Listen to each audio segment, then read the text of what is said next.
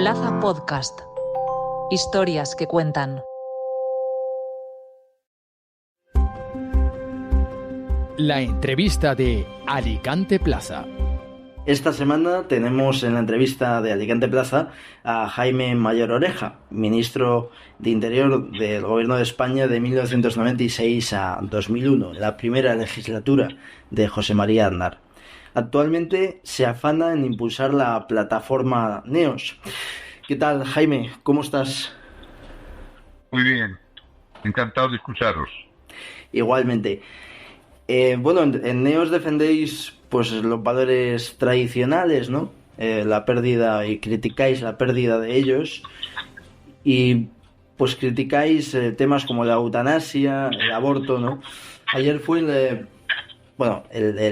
domingo pasado fue la Marcha por la Vida, se celebró en Madrid, y precisamente el jueves pasado se celebró la charla Valores y Vida en Alicante, ¿no? En la cual pues estuviste acompañado de Monseñor Munilla, el obispo de Orihuela, Alicante, también el rector del CEU, y pues también otras personalidades muy interesantes, ¿no?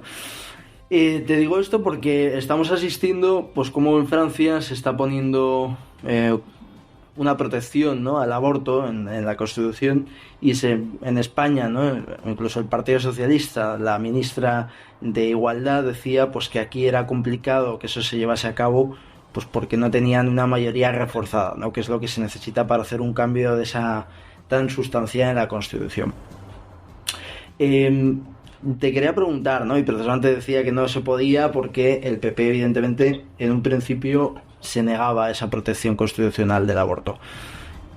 ¿Tú ves capaz al Partido Popular de cambiar su criterio sobre esa iniciativa? Porque me parece una pregunta un poco loca, pero recordemos la ley del aborto del primer gobierno de Mariano Rajoy, ¿no?, como recularon. Yo confío que no, es un disparate, sería una atrocidad. Yo creo que hay que entender, Macron es un señor que está llevando Francia a la irrelevancia, a la nada, y tratará de llevar el aborto como una parte de la Carta de Derechos Fundamentales de Europa. Ya lo anunció en la presidencia francesa. Pero significa, esencialmente, más allá de la provocación que significa para muchos millones de europeos, pero sobre todo significa la confirmación de que Europa va a la nada. Y como probablemente además tratarán de hacer la alternativa a Trump, si se confirma su victoria en los Estados Unidos, pues va a tratar de hacerse un planteamiento en Europa, en mi opinión, dramático, porque significarán que querrán hacer un contrapunto en el ámbito cultural a lo que sucede y supuestamente va a suceder en los Estados Unidos, ¿no? Y en ese contexto hay que entender que va a haber una cierta ofensiva cultural. El aborto no puede ser un derecho, ni forma parte del derecho constitucional, ni forma parte de la Carta de Derechos Fundamentales de Europa. El aborto es una tragedia. Otros podemos decir que es un crimen, pero siempre una tragedia. Y de una tragedia no se puede hacer un derecho. Pero esa es la modalidad que hoy existe, viene del mundo inicialmente anglosajón, y es evidente que tenemos que saberla diferente. Hace 20 años del 11M, el atentado pues que cegó la vida de 196 personas, ¿no? Y que, bueno, siempre ha sido pues un poco como una mancha negra, ¿no? Ha habido pues diferentes teorías al respecto. He leído en varias entrevistas y he escuchado pues que siempre defiendes pues incesantemente que el atentado no fue perpetrado por yihadistas. ¿Quién crees que fue? Bueno, el atentado, cuya autoría yo también desconozco, pero fue un atentado que no fue un atentado yihadista. Fue un atentado para cambiar la dirección del rumbo de España, como así fue. El terrorismo, la violencia en España siempre ha sido determinante. ¿Alguien cree que las nacionalidades históricas País Vasco y Cataluña, de acuerdo con la Constitución, es porque eso corresponde con la historia? No, Aragón, Asturias, Castilla, son mucho más con la historia. El terrorismo hizo que las comunidades históricas fuesen País Vasco y Cataluña. ¿Alguien cree que no tenemos energía nuclear porque hubo una restricción de fondo? No. ETA decidió en su momento desnuclearizar la costa vasca. El terrorismo determinó que en España no hubiese energía nuclear. A partir del 2004, ¿alguien piensa que hubiese ganado Zapatero las elecciones sin el atentado del 2004? Nadie.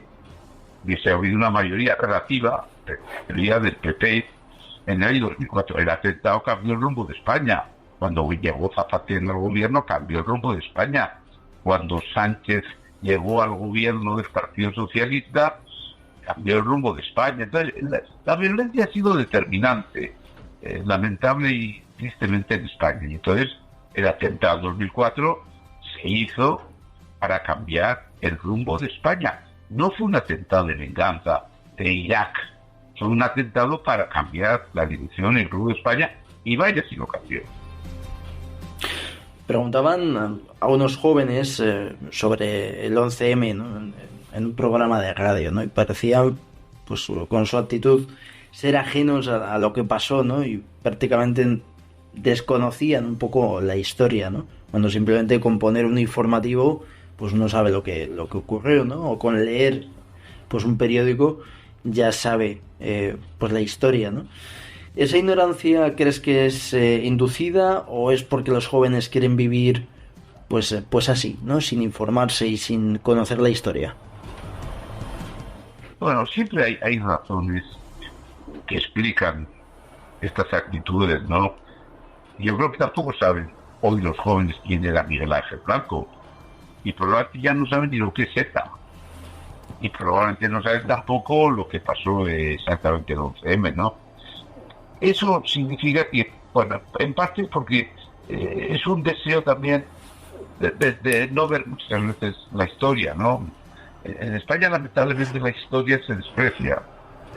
La historia no está suficientemente en la educación, en los textos, y entonces se desprecia muchas veces la historia, ¿no? Por eso nosotros vamos a hacer un acto el de junio precisamente para reivindicar la importancia, el valor de la historia como elemento de unión y de la historia a sí mismo como un elemento de educación y de enseñanza, ¿no? Y eso puede ser que explique también esa cierta ignorancia de muchos jóvenes que no saben lo que pasó en el 11M. Hablando pues precisamente del atentado, no del atentado en sí, sino pues de cómo está hoy en día, ¿no? la situación en el sentido de defensa, ¿no? Y de la situación de los cuerpos y fuerzas de seguridad del Estado. ¿Por qué da la sensación, fuiste ministro de Interior, ¿no? Como he dicho en la introducción, durante una legislatura, durante el primer gobierno de Aznar, ¿por qué da la sensación que los delincuentes, los malos, ¿no? Vamos a decirlo así, están pues más preparados y tienen pues un armamento más sofisticado y unos medios mejores pues que los cuerpos y fuerzas de seguridad del Estado, ¿no? Hay ejemplos como lo que ha pasado en Barbate, ¿no? ¿Qué ha pasado? ¿Qué ha cambiado con respecto a cuando tú estabas en el Ministerio de Interior ahora? Bueno, yo creo que las fuerzas y cuerpos de seguridad del Estado en España son excelentes. Porque para que nunca se puede paralizar y detener la acción de los violentos, de los terroristas. Estados Unidos tuvo que soportar un atentado de miles de personas en las Torres Gemelas. Los judíos han tenido que soportar hace meses un atentado terrorífico. El mal, el terror, se hace presente. Pero eso no significa que las fuerzas y cuerpos de seguridad sean incompetentes. Yo tengo un concepto de las fuerzas y cuerpos de seguridad, sobre todo cuando los he conocido, pero evidentemente tengo el mismo buen concepto hoy de las fuerzas y cuerpos de seguridad. Lo que sucede es que a veces se producen actuaciones que provocan la tragedia, ¿no? Yo no creo que haya un problema. Pero el problema es cuando hay proyectos políticos letales o perversos. Es decir, a partir de 2004 se produce una metamorfosis del Partido Socialista que decide que en el País Vasco la izquierda vasca, es decir, ETA, en ese sentido, es su aliado, no su enemigo y su adversario. Entonces es un proyecto letal y perverso que es lo que hace que gobierne hoy no una coalición, sino un frente popular, un proceso cultural en el que ETA y el PSOE son aliados. Eso es lo inquietante, eso es lo doloroso, eso es lo que de alguna manera además hace que nos olvidemos muchas veces que ETA, además de ser una organización terrorista, es sobre todo un proyecto político y cultural que busca la destrucción no solo de España, sino de los fundamentos cristianos que han caracterizado a la sociedad vasca y la sociedad española, por supuesto, ¿no? Eso es lo grave. Lo grave son los procesos políticos y sociales que a veces se ponen en marcha en una sociedad, como es el caso de España. Hablabas, pues eso, ¿no?, de un poco de la alianza, ¿no?, entre Bildu y el socialismo, ¿no? Y digamos que en Cataluña, ¿no?, puede pasar exactamente lo mismo, salvando las distancias con RC, ¿no? De hecho, siempre se dice que se está diciendo ahora que el candidato de Pedro Sánchez en las elecciones catalanas no es Illa, sino que es Pere Aragonés, ¿no? ¿No crees? Se habla mucho del pacto del Tinel, ¿no? Es decir, se dice, ¿no?, el pacto del Tinel, pues es lo que ha ocasionado que estemos ahora en esa situación, ¿no? Esa fuerza que tienen los nacionalismos.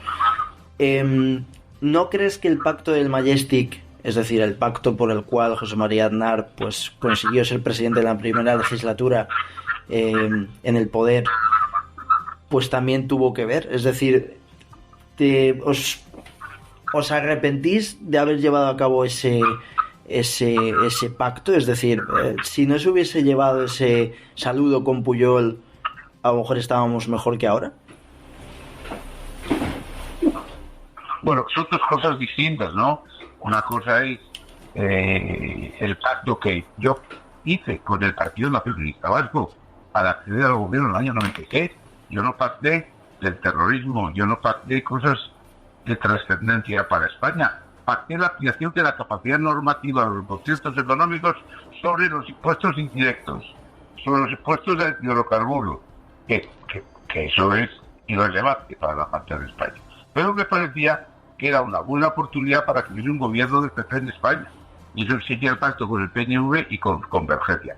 Que el pacto con Convergencia podía haberse modulado, haberse moderado, y que hubo reivindicaciones que no se debían haber aceptado, pues posiblemente. Pero eso no tiene nada que ver con lo que se produce en los pactos de Estella del año 98 y con el pacto de Perpiñán, que pacta ETA con el PNV, la autodeterminación, y pacta ETA con Esquerra Republicana de Cataluña, lo que significa una tregua para Cataluña y al mismo tiempo la confirmación que Cataluña, Esquerra de Cataluña, se comprometía definitivamente con la autodeterminación.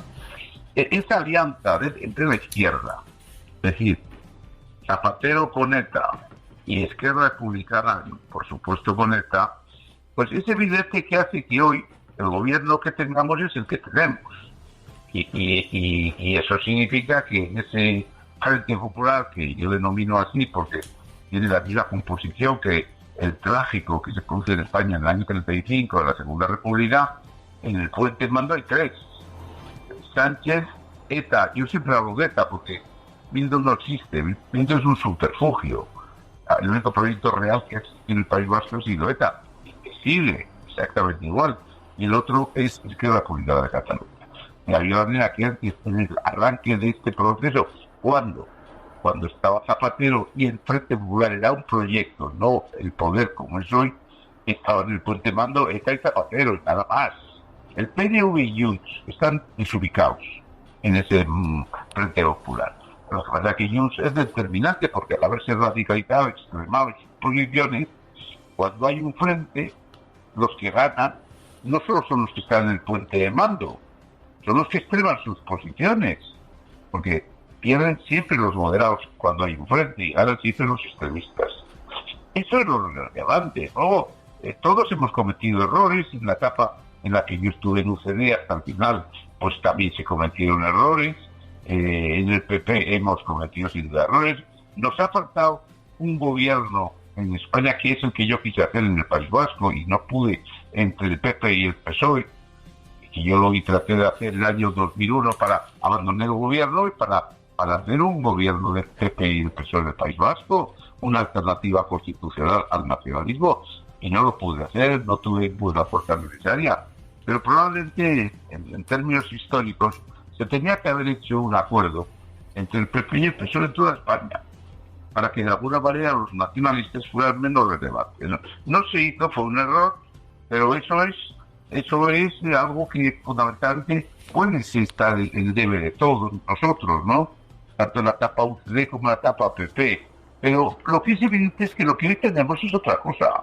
Lo que hoy tenemos es una asociación de ETA con el Partido Socialista. El ETA no ha cambiado nada, que ha cambiado es el Partido Socialista. Eso es lo grave. Y eso hace que en el ámbito de los fundamentos, esta asociación, en esta primera legislatura, haya hecho un conjunto de leyes contrarios absolutamente a la antropología cristiana.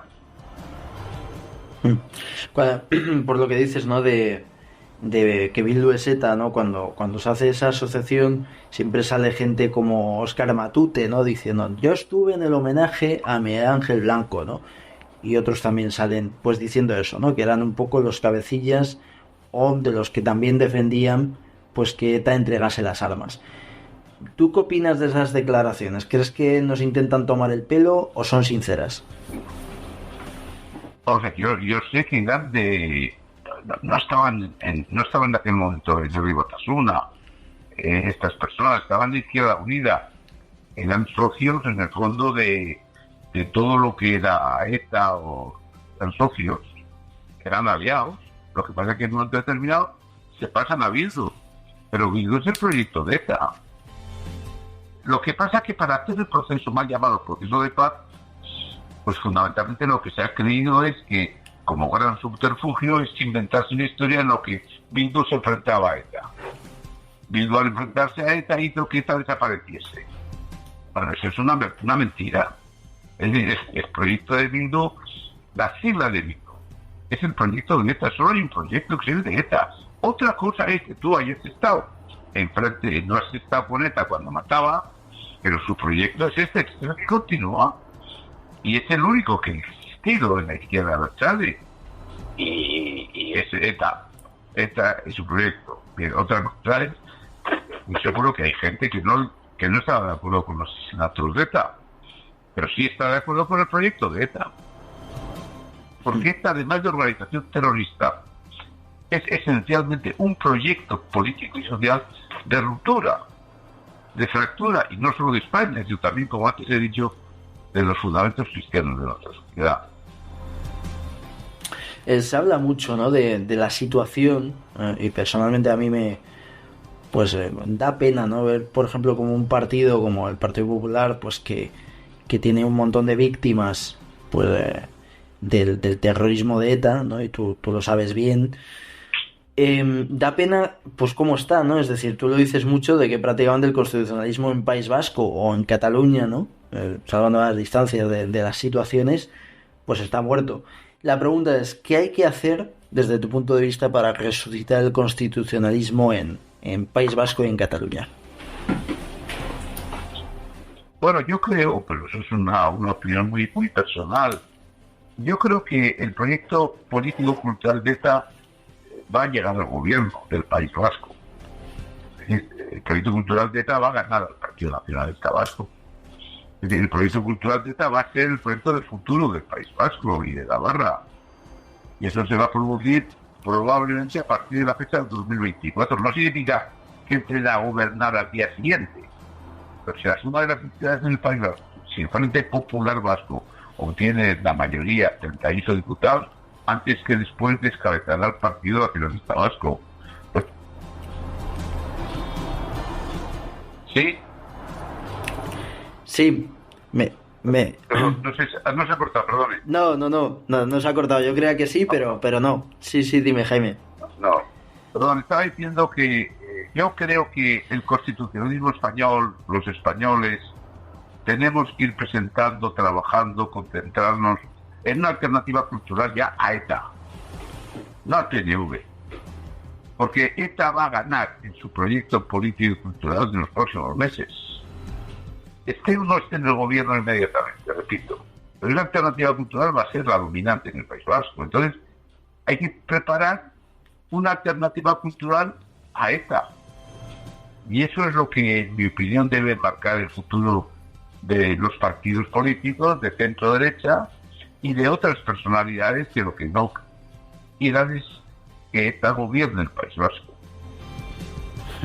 El otro día, el pasado domingo, Juan Fernández Miranda escribía un artículo, sí, creo que fue el domingo, en ABC, pues en el que era sincero, ¿no? Y desmitificaba un poco la transición, ¿no? Decía que incluso la transición misma, incluso la Constitución, a esta que tanto se diviniza en la mayoría de las ocasiones, ¿no? Pues habla de que ha sido un poco la culpable de que los nacionalismos tengan tanta fuerza en España, ¿no? Y se refiere al apelativo de nacionalidades, ¿no? Del artículo 2 de la Constitución española. ¿Crees que eso fue un error de los padres constituyentes? O sea, la Constitución hay que valorarla en su conjunto. Y la Constitución española del 78 fue como un periodo nuevo, inédito en la historia de España, en la buena dirección, en la dirección de la reconciliación, de la reforma, de la transición democrática española. Con lo cual no tengo ninguna duda que la Constitución, en términos generales, merece un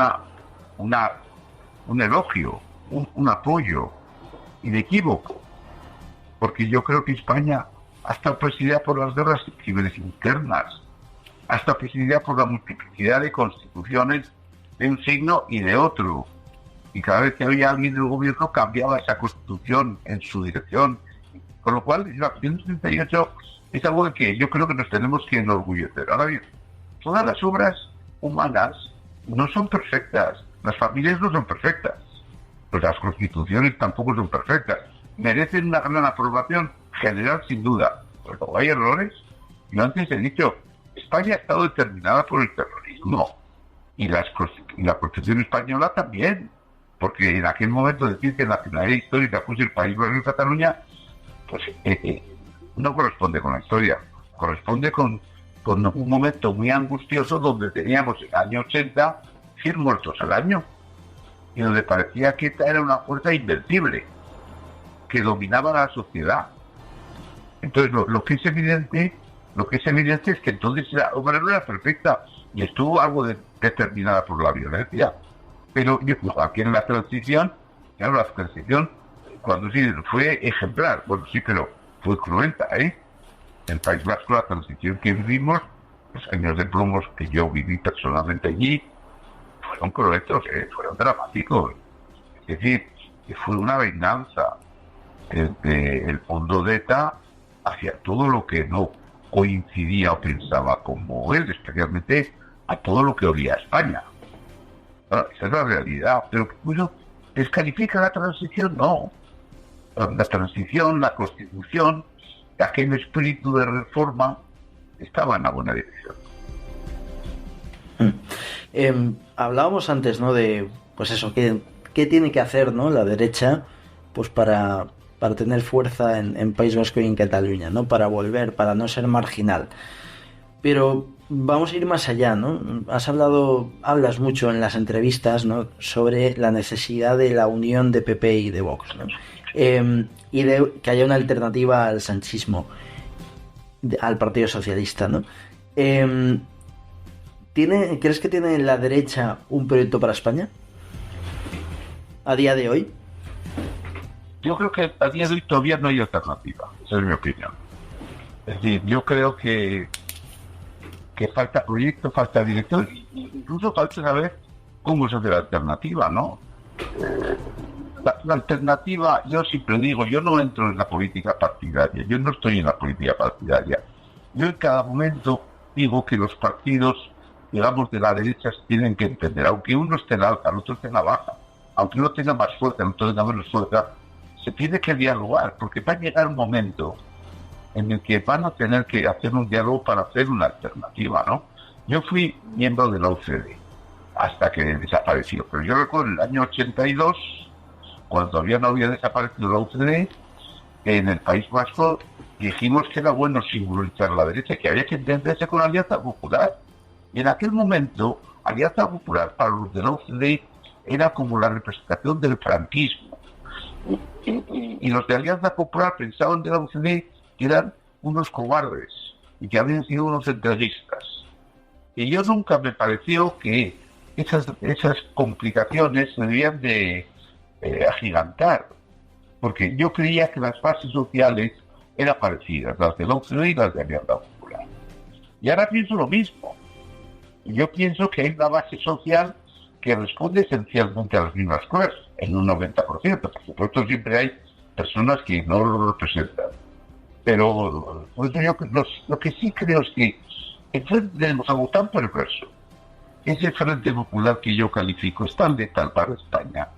Y yo lo que quiero siempre decir es que tiene que haber una alternativa. Pero para que haya una dirección, para que haya un proyecto alternativo, hay que dedicar tiempo. Esas cosas no se pueden improvisar en una semana. El mes de julio de las elecciones se probó que no había habido tiempo para trabajar conjuntamente, no lo hicieron. Y sorprendentemente perdieron.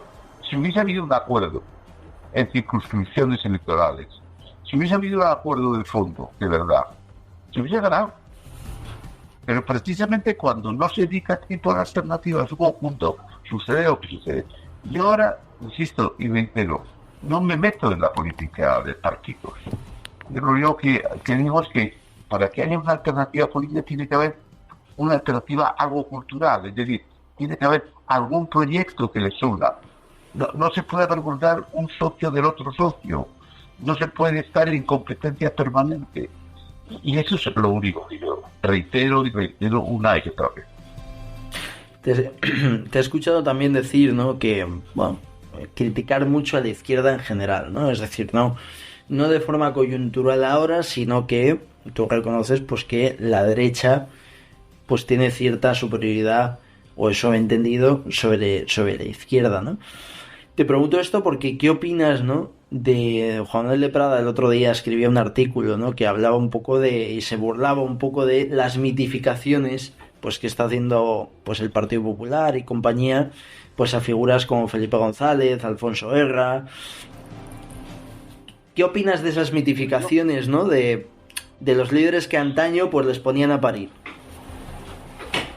Bueno, yo creo con franqueza, lo he dicho también en una ocasión, que los que hicimos el servicio militar sabemos lo que significa vista a la izquierda. Y yo creo que en España hemos tenido, en general, un vista a la izquierda, y eso se ha agudizado después de la etapa de Franco. Entonces, parece que el que te legitima es quizá tu izquierda, porque parece que es mejor demócrata que tú. Y por eso, yo siempre digo, en España, ¿por qué tenemos todos monumentos en nuevos ministerios a las figuras de Largo Caballero y de Prieto? Fueron dos instructores inequívocos de la Guerra Civil Española.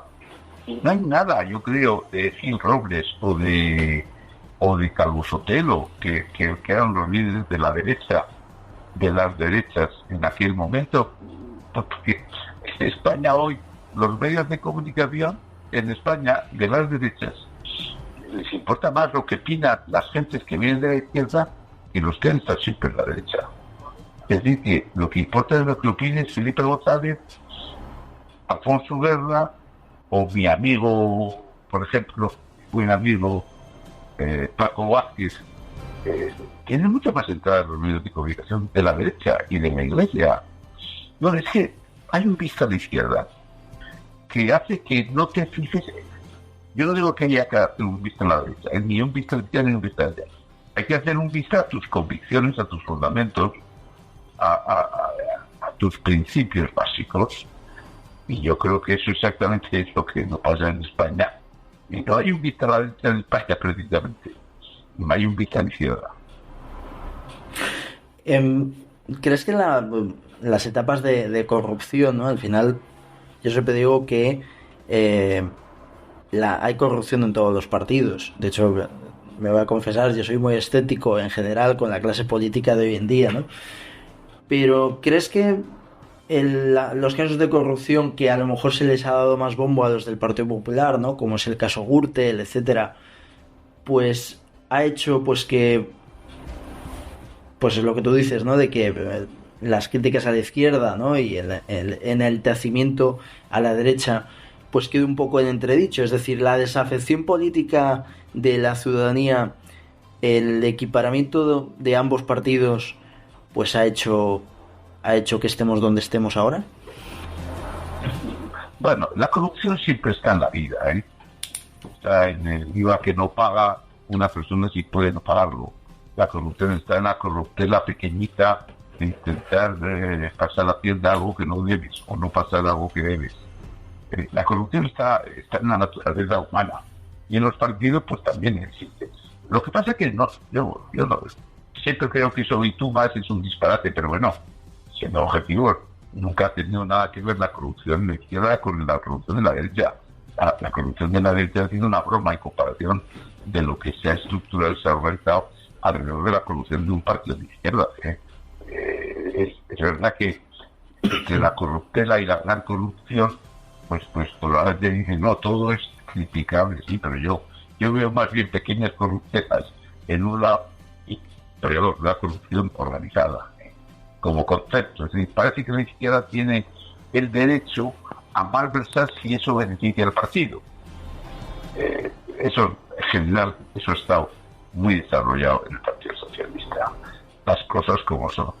Y otra cosa es que son absolutamente criticables todos los casos que se han podido producir de corrupción en el Partido Popular, pero bueno, yo objetivamente, francamente, sinceramente, no hay comparación. Hay una expresión que tienes que me gusta mucho, ¿no? Que es que vivimos una sociedad de fin de semana. ¿Crees que eso lo han hecho los partidos, los gobiernos de uno y de otro partido? Porque al final recordemos que el gobierno es el que controla, ¿no?, indirectamente la ingeniería social del Partido Popular y del PSOE, ¿no?, que son los que han gobernado la mayoría de la democracia en España, ¿no?, a excepción del paréntesis de la OCDE. ¿Crees que a los políticos les interesa? Es decir, hay un ejemplo, ¿no? Isabel Díaz Ayuso gana en Madrid, pues porque dice, tras la pandemia, pues que ya ha mantenido abiertas los bares, ¿no? Y la gente la votó, seguramente por otros motivos, ¿no? Pero su lema de campaña era, pues, oye, aquí podemos tomar las cervezas mientras en el resto los bares están cerrados, ¿no? ¿Crees que hay intereses de la clase política en que tengamos una sociedad así? No. O sea, la crisis no está en la política, ni están los políticos, ni están los partidos. La crisis es más profunda, está en la persona. Cuando yo digo que hay una administración de fin de semana, digo que lo que sucede es que aquí hay una crisis de comodidad. Las personas no se hemos hecho cómodas. Nosotros ha prevalecido la dimensión material que la espiritual. Nosotros hemos vivido con el dinero como único elemento referencial sólido en nuestra sociedad. Y eso hace que en estos momentos yo hablo de la administración de fin de semana porque lo único que es intocable para nosotros es que el fin de semana no nos lo toque nadie. Eso la crisis no tiene que ver con la política. Eso tiene que ver con la persona. La crisis que está en el corazón de nosotros, en el corazón de nuestra sociedad. La crisis se ha instalado por las personas. Y eso es lo que se está produciendo. Entonces, el político normalmente suele ser un administrador de una opinión pública. Administra la opinión. Entonces, si cree que la gente no tiene valores, hace una política sin valores. Y eso lo que se está produciendo es una crisis del bien común. Es decir, las personas que tienen hoy una cierta ambición no se dedican a la política. Hace 40 años aquellas personas, la transición, que eran los más poderosos, en el buen sentido de la palabra, intelectual, profesionalmente, se dedicaban a la política. Hoy el problema es que es la mediocridad lo que invade la política y también los nombramientos de los obispos, todo cargo público que represente al bien común, fundamentalmente está en crisis, por eso mismo, porque lo que nos importa es, nos ha podido en la comodidad vivir bien, y los demás es indiferente. Esa es la crisis. Y luego, la política se contagia de esa crisis. Pero lo que vivimos está en la propia sociedad y el corazón de nuestra sociedad. Para terminar, Jaime, ¿cómo crees que estará España, o cómo crees que será España, o qué será de España dentro de 5 años? Bueno, lo que sí es el proyecto que tenemos ahora enfrente. Es un proyecto que va a tener a una cierta balcanización de España y a un cierto totalitarismo, como dos caras de una misma moneda. Totalitarismo y balcanización. El de una España hacia la autodeterminación, la amnistía es el punto de arranque de la autodeterminación. Amnistía, igual que la transferencia de la política penitenciaria del País Vasco, es el arranque de la autodeterminación. Resuelto el tema de los presos, ahora vamos a ir al meollo de la cuestión, que es la autodeterminación. Con lo cual, va a haber una aproximación sucesiva a la autodeterminación, no directamente, no abiertamente como derecho unilateral a la secesión. Entonces son aproximaciones sucesivas que se van a ir produciendo. Y eso significa que ese es el proyecto que tenemos enfrente, el de la balcanización, por citar un ejemplo, lo que pasó en los Balcanes y en totalitarismo. ¿Cómo va a terminar ese proyecto? Pues yo espero que termine haciendo explotar el rectangular, porque creo que hay una fuerza interior en España suficiente para decir esto es un disparate. Así ya tenemos la Primera República Española, tenemos la Segunda República Española, ya sabemos dónde terminaron estas experiencias. Entonces yo confío que salte por los aires democráticamente, pero que salte por los aires este Frente Popular.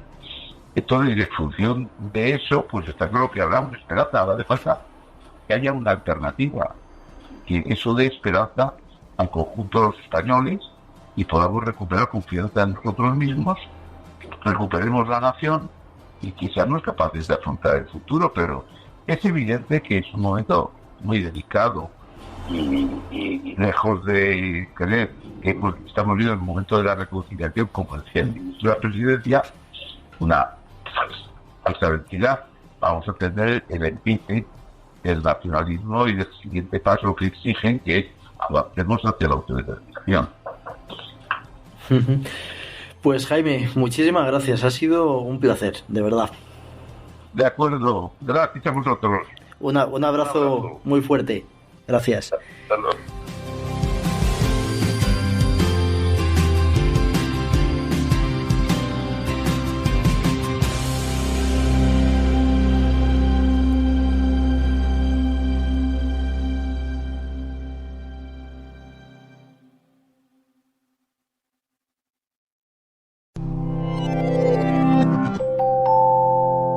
Plaza Podcast. Historias que cuentan.